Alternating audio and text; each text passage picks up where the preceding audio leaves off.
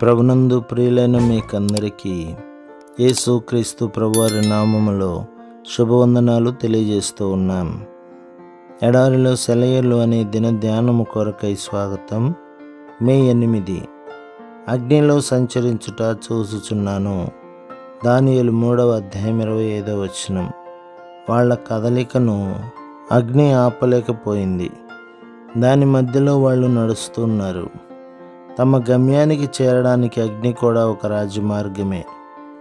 క్రీస్తు బోధనలోని ఒక ఆదరణ ఏమిటంటే, ఆయన దుఃఖం నుండి విడుదల ఇస్తాననలేదు, దుఃఖం ద్వారా విడుదల ఇస్తానన్నాడు. నా దేవ, చీకట్లు అలుముకున్నప్పుడు నేను కేవలం ఓ సొరంగంలో మాత్రమే ఉన్నాను అని నాకు జ్ఞాపకము చెయ్యి. కొంతకాలానికి అంతా చక్కబడుతుందని తెలియడమే నాకు చాలు. నేను ఒలీవ కొండ శిఖరం మీద నిలబడాలట, పునరుత్థానపు మహిమలో పాలు పొందాలట.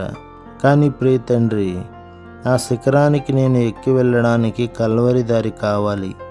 ఈ లోకంలోని కష్టాల నీడలు నీ పరలోకపు ఇంటి దారిలోని చెట్ల నీడలే కదా. తండ్రి, నీ ఇల్లు కొండ మీద ఉంది. కష్టపడి నేను ఆ కొండపైకి ఎగబ్రాకక తప్పదు. నేను అగ్నిజ్వాల మధ్యలో నడిస్తే నన్ను ఏ దుఃఖమో అంటదు. దారి కరుకుగా ఉంది. చాలా దూరం పైకెక్కిపోవాలి. పూలు కాదు, ముళ్ళున్న దారి ఆకాశం మబ్బులు పట్టింది. ఆ మసక వెలుగులో ఎవరో నా చెయ్యి పట్టుకున్నారు. నా దారంతా పొలబాటగా పరుచుకుంది. సిలువ భయంకరం, నా వీపు మోయలేని భారం. కర్కశం, కఠినం, పాషాణం. చేయూతనిచ్చేవాళ్ళు లేరు. ఒకరు మెల్లగా నా భుజం తట్టారు. నాకు తెలుసు, నేను నీకు తోడు, నేను అర్థం చేసుకోగలను. ఎందుకు బాధ, నిట్టూర్పు? సిలువ మోసేవాళ్ళలారా రండి. గమ్యమదిగో కనిపిస్తుంది. మన కలల పంట కనుచూపు మేరలో ఉంది.